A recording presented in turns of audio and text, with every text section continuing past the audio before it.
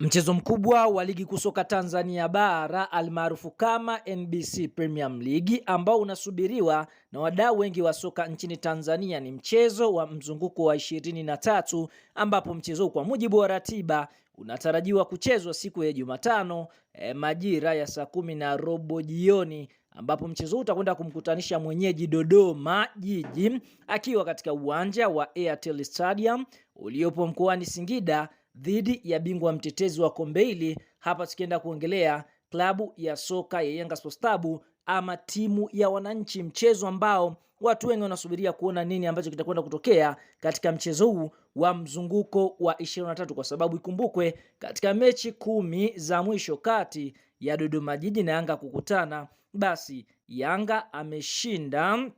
mara 9 huku sare ukiwa na mchezo mmoja. Dodoma katika mchezo 10 ya mwisho haijawahi kupata ushindi mbele